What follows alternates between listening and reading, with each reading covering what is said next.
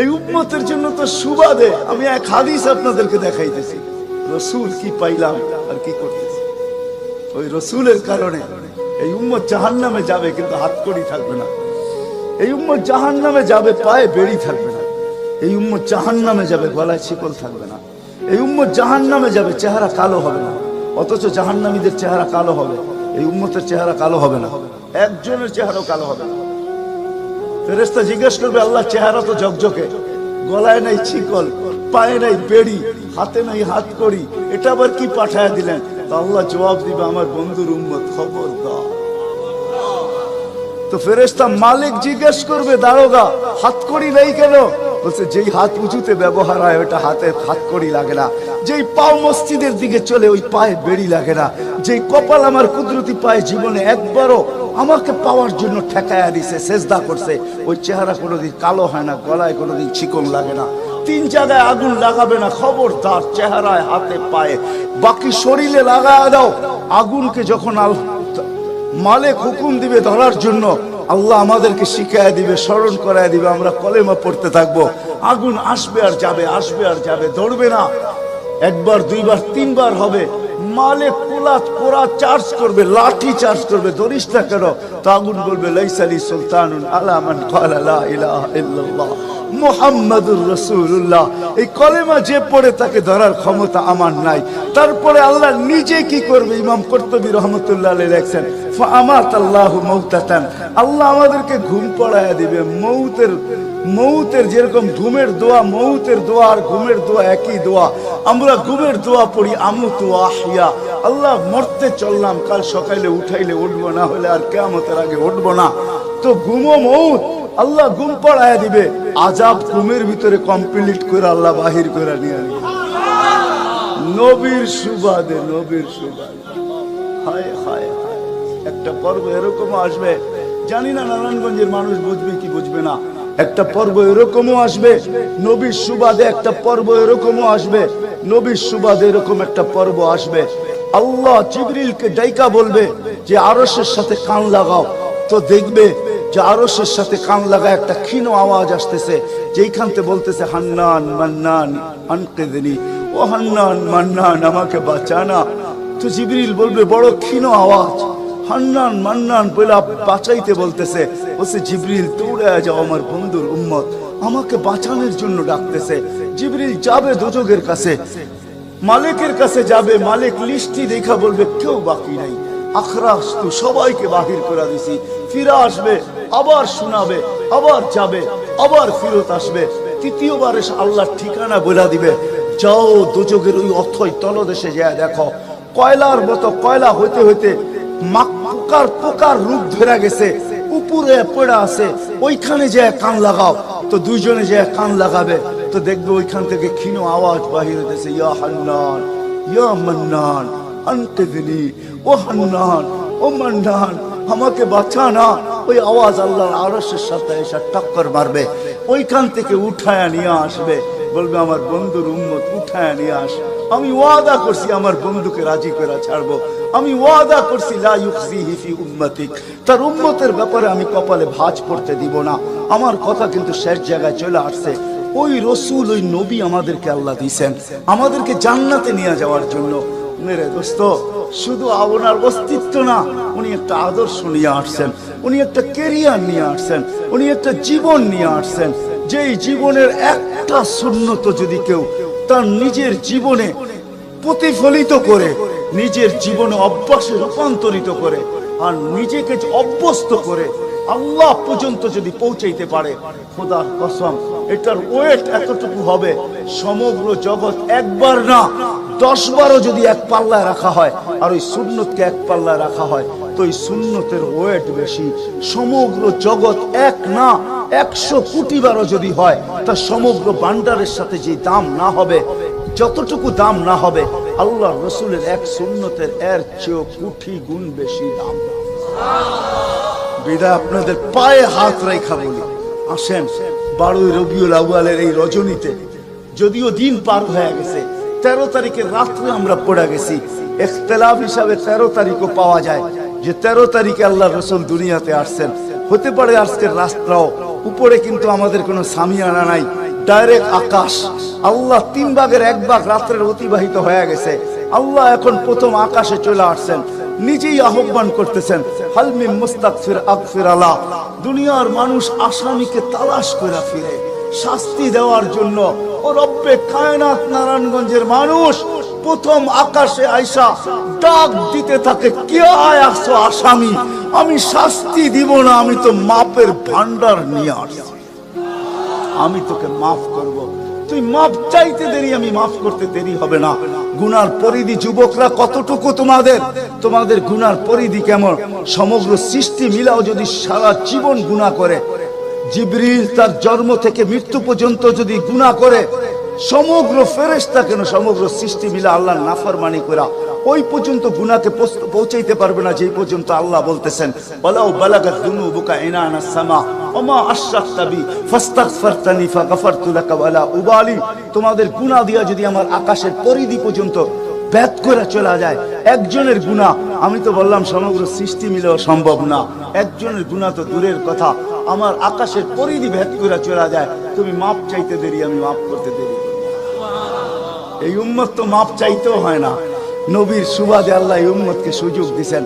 তরজমা উলামায়ে কেরাম ভালো বুঝবে, আল্লাহ নিজেই বলে এই উম্মত যখন চিৎকার দিয়া মাথায় হাত দিয়া বসা পড়ে আর চিৎকার যখন দেয়, হায় আমি বুঝি শেষ হয়ে গেলাম, ফালাম্মা তায়াক্কানতা বিল বাওয়ার ওয়া যানানতা আন্নাকা মিন আহলিন নার মানাহতু ইলাইকা রিদওয়ানি ওয়াল্লাইতু ইলাইকা গুফরানি কুলতু লাকা লা তাহজান গফারতু লাকা যুনুবা ওয়াল আওসার ওয়া লিআজলিকা সাম্মাইতু নাফসি আল আজিজুল গফফার।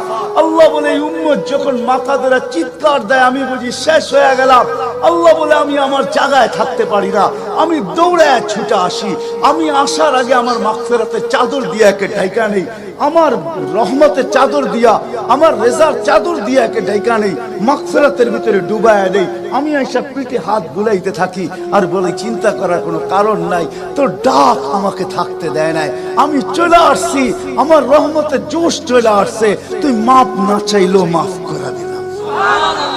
মুহাম্মদুর রাসূলুল্লাহ সুবাদে বিদায় নারায়ণগঞ্জের মানুষ, আমি যুবকদেরকেও বলবো, মা বোনদেরকেও বলবো, সবাইকে বলবো, শুধু আমাদেরকে জান্নাতে নিয়ে যাওয়ার জন্য আসেন নাই, একটা সুন্দর জীবন আমাদেরকে দেওয়ার জন্য আসছেন, 60-70 বছর একটা সুখের জীবন দেওয়ার জন্য আসছেন, 60-70 বছর একটা আনন্দের জীবন দেওয়ার জন্য আসছেন, 60-70 বছর একটা এনজয়মূলক জীবন দেওয়ার জন্য আসছেন।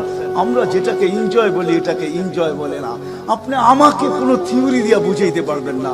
আমি গত মাসেরই 23 তারিখে আমার 1 মাসের আমেরিকার সফর ছিল, আমি সফর শেষ করে আসছি প্যান্ডামিকের ভিতরেও, এই করোনার ভিতরেও, আমাকে বুঝাইতে হবে না, আমি দুনিয়া চষা মানুষ, আমি চষতে চষতে শেষ করে ফেলছি, আমাকে বুঝাইতে হবে না, আমি মানুষকে বড় কাছের থেকে দেখি, আপনি আমাকে বুঝাইতে হবে না। যেগুলাকে আমরা এনজয়ের সংজ্ঞা দিই এগুলা এনজয় না, যেগুলাকে আমরা সুখের সংজ্ঞা দেই এটা সুখ না, যেটাকে আমরা বলি হ্যাপি, এটার নাম হ্যাপি না। আল্লাহর রাসূল এক হ্যাপি জীবন দেওয়ার জন্য আসছেন, এক এনজয়মূলক জীবন দেওয়ার জন্য আমাদেরকে আসছেন, এক সুখের জীবন দেওয়ার জন্য আসছেন, এক সুখের জীবন দেওয়ার জন্য আসছেন। সাহাবারা সুখী ছিল, কসম খোদা, আমরা দৌড়ে দেখছি, কিন্তু আমরা এখন পর্যন্ত কোন ব্যক্তি বুকে হাত দিয়ে বলতে পারবে না যে আমি কোন সম্পর্ক নিয়ে সুখী, কেউ বলতে পারবে না কোন সম্পর্ক নিয়ে সুখী, কেউ বলতে পারবে না আমি অর্থ নিয়ে সুখী, কেউ বলতে পারবে না আমি পদ নিয়ে সুখী, কেউ নিজে বলতে পারবে না এনাফ এই শব্দটা কেউ বলতে পারবে না, সুখী বলতে পারবে না। কিন্তু মেরে দোস্ত আসেন নবীর আদর্শে আদর্শবান হই, নবীকে চিনি, নবীর ক্যারিয়ার পড়ি, নবীর শান পড়ি, নবীর জীবন পড়ি, তারপরে আমল করি। একটা সুন্নত ঘরে আমল করে দেখেন সবাই মিলা, ওই ঘরের ভিতরে আল্লাহ সুখের বন্যা বয়ে দিবে, বন্যা, সুখের সুখ হবে না, সুখের বন্যা হবে, বন্যা। সাহাবাদের জীবনে সুখের বন্যা ছিল, বন্যা, ঘরে কিচ্ছু ছিল না, আমি মানি। আজকেও অনেক আলেম ওলামা আছে যাদের ঘরে কিচ্ছু নাই, কিন্তু যা দেখবেন সুখ আছে, সুখ, সুখ রাখবেন না, সুখ আছে, সুখ আছে। কয়জন বলতে পারবেন যে আপনাদের পাও টিপা ঘুমের থেকে উঠায় আর পাও টিপতে টিপতে আপনাদেরকে ঘুম পড়ায়? আলেম ওলামা বহুত বলতে পারবে যে আমাদেরকে পাও টিপতে টিপতে উঠায়, পাও টিপা টিপা আমাদেরকে ঘুম পড়ায়। এর চেয়ে বড় সুখ কি চান? এর চেয়ে বড় সুখ কি চান? ডেলি মাথায় তেল লাগায় দেয়, পায়ে তেল লাগায় দেয়, আঙ্গুল ভুলাইতে ভুলাইতে ঘুম পড়ায় দেয়। ঘুমাও, সারাদিন পরিশ্রম করে আসো। ওই হাদিসের মেস্তাক সেটা ফাতেমা রাদিয়াল্লাহু তাআলা আনহা বলছিলেন, খারাজা জাওজুহা মিন বাইতিহা হাসিনা তাতাশাব্বাকাত। আলী তুই ঘর থেকে বাহির হস, আমার দিলটা চুরমার হয়ে যায়। আব্বা শিখায়া দিয়েছেন, আমার দিলটা ব্যথায় ভাঙ্গা পড়ে। তুই কেন বাহির হলি ঘর থেকে? তাতাশাব্বাকাত, আমি রাস্তা দেখতে থাকি, শুধু দেখতে থাকি না, তুই আসার আগেই আমি দরজায় পিঠ লাগায় দাঁড়ায় থাকি। আলী তুই যখন টোকা দেস তো টোকা দরজায় পড়ে না, আমার পিঠে পড়ে, এক টোকায় খুলা দেই। আলী বলে এই জন্যই তো আজ পর্যন্ত কোনোদিন 2 টোকা দিতে হইল না, 1 টোকাই তুমি খুলা দাও। বলে আলী আমি তো রাস্তার দিকে তাকাইতে তাকাইতে কখন যে দরজায় পিঠ লাগায় দেই, আর তোর টোকা এসে আমার পিঠে লাগে, আমি সাথে সাথে খুলা দিই। আব্বা এটাই শিখেছে আমাকে। দিস ইজ লাইফ, এটার নামই লাইফ। আপনি আমাকে লাইফের সংজ্ঞা বুঝাইতে হবে না। আপনি আমাকে রাগ হবেন না, আপনারা আমাকে কোন দুনিয়া দেখাবেন? Canada, America, Australia, Europe, Japan, উন্নত বিশ্ব, চষতে চষতে আমার জুতা শেষ। আল্লাহ আমার মোকাদ্দরে রাখছে চষা। আমি বড় কাছের থেকে দেখি, এইখানে কান্নার অভাব নাই, এখানে কান্না। আমি জানি লাইফ কাকে বলে। লাইফ ওইটার নাম যেটা মুহাম্মদুর রাসূলুল্লাহর আদর্শমূলক লাইফ। লাইফ এই জন্য পায়ে হাত রাখি। এই রাত্রে আল্লাহ প্রথম আকাশে সবার কাছে পায়ে হাত রাখবো। আমি বেশি বলবো না, ডেলি একটা সুন্নত শিখেন। ডেলি কয়টা? একটা সুন্নত। চাই সেটা খাওয়ার হোক, চাই সেটা শোয়ার হোক, চাই সেটা চলার হোক, চাই সেটা বলার হোক, চাই সেটা ঘুমানোর হোক, চাই সেটা বাথরুমে যাওয়ার হোক, চাই সেটা মসজিদে ঢুকার হোক, চাই সেটা কারোর সাথে কথা বলার হোক, চাই লেনদেনে হোক, একটা সুন্নত শিখেন। হায় মুহাম্মদুর রাসূলুল্লাহ বড় চোখের পানি ছড়ায় গেছে। আমাদেরকে জান্নাতে নিয়ে যাওয়ার জন্য আসছেন, নাইলে আসছেন না। দুজাহানের বাদশা কেন আসবে? জমিনে কেন পাও রাখবে? যার রহমতের ভিতরে, যার অস্তিত্বের ভিতরে সমগ্র জগতের অস্তিত্ব লুকানো ছিল। শুধু শুধু আল্লাহ আদম আলাইহিস সালামকে বলেন না, লাউলাহু লামা খালাকতুকা ইয়া আদম। উনি না হইলে তোমার অস্তিত্ব হতো না। লম্বা কাহিনী আমি শর্টে বলতেছি, তোমার অস্তিত্ব হতো না। যার নামটা নিজের নামের সাথে মিলায় রাখছে, এটাই বলে দিচ্ছেন। যুকিরতা ইদা যুকিরতা, যুকিরতু যুকিরতা ইদা যুকিরতা, যুকিরতু ও যুকিরতা মাই। আমার নাম যখন উচ্চারণ হবে বন্ধু, তোমার নাম উচ্চারণ হবেই। আমি আমার নামের সাথে তোমার নামটা মিলে রাখছি। যাকে আল্লাহ 1000 বছর সৃষ্টির 1000 বছর আগে, যার আল্লাহ পরিচয়ের ডঙ্কা বাজাইতেছেন, ইয়াসিন 1000 বছর আগে পড়ছেন, তখন আল্লাহ বসাইতেছে ইয়াসিন আল কোরআনিল হাকিম। আমি তো বলি ওলামা বুঝবে, ইয়াসিন আল কোরআনিল হাকিম ইন্নাকা লামিনাল মুরসালিন। আমি তো বলি ইন্নাকা ওকে বলা চলে যে সামনে উপস্থিত বসা। আরবি গ্রামার এটাই বুঝায়। আল্লাহ মনে হয় বন্ধুকে সামনে বসাই বলতেছিলেন ইন্নাকা লামিনাল মুরসালিন। আমার মনে হয় পেটে হাত রাইকেই বলতেছিলেন ইন্নাকা লামিনাল মুরসালিন। বন্ধু আপনি নবী হিসাবে প্রেরিত বন্ধু।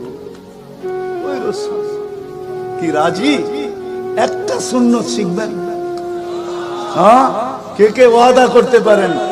ওয়াদা, কিন্তু ওয়াদা দূর দূর পর্যন্ত। যদি নবীর মোহাব্বত থাকে আপনার ভিতরে, একটা সুন্নত ডেলি শিখবেন। ওটাকে নিজে জীবনে অভ্যস্ত হন। নবীর যুবকদের পায়ে হাত রেখা বলে শিখো, নবীর কেরিয়ার শিখো, নবীর শান শিখো। ফেসবুকে উল্টা পাল্টা জিনিস দেখো না, উল্টা পাল্টা প্রচার করো না, নবীর শান প্রচার করো। নবীর শান শিখো। আমাদের কোন নবী, কোন নবী আল্লাহ দিয়েছেন, তার শান শিখো, তার শান প্রচার করো, তার ক্যারিয়ার প্রচার করো। নবীর খাওয়া কেমন ছিল? হায় হায়, শুধু শুধু আল্লাহ বলেন না ইন কুনতুম তুহিব্বুনাল্লাহ ফাত্তাবিউনি ইউহিব্বুকুমুল্লাহ। শুধু আল্লাহ ভালোবাসবে না, তোমাকে চুমা দিবে না, তোমাকে বুকে জড়াবে না, তোমাকে আল্লাহ নৈকট্য দিবে না, বন্ধুত্ব দিবে না। ওয়াগফির লাকুম যুনুবাকুম, আল্লাহ ওয়াদা করতেছে গুনাহ মাফ করলেও মাফ, না করলে তো নাই, করলে মাফ মাফ মাফ মাফ মাফ। কেন? ওয়াদায় সিগনেচার করে, ডিডে সিগনেচার করে ফেলছি, আমার বন্ধুকে আমি লজ্জিত করব না। হায় হায় হায়, কিয়ামতের দিন যার আমলনামার সামনে ঝুঁকবে না, আল্লাহ রাসূল দাঁড়ায় আল্লাহর দিকে দেখবে আর বলবে আমা কুনতা লা ইউখজিকা ফি উম্মতিক, আপনি কি বলেন নাই যে আপনি আমাকে উম্মতের ব্যাপারে লজ্জিত করবেন না? পাল্লা তো সামনে ঝুঁকে না, কি করব? তো আল্লাহ বলবে বন্ধু রহমতি, রহমত দিয়ে ঝুঁকায় দিব। তো আল্লাহ রহমত দিয়ে পাল্লা ঝুঁকায় দিবে, আল্লাহর রাসূলকে আল্লাহ হাসায় দিবে। ফায়াবতাসিম, আল্লাহর রাসূল হাসা উঠবে, বাহ ঝুঁকে গেছে। হাউজে কাউসার নিজের হাতে পান করাবে, করবো তো ইনশাআল্লাহ। আল্লাহ আমাদের সবাইকে আমল করার তৌফিক দান করেন। ওমা আলাইনা ইল্লাল বালা।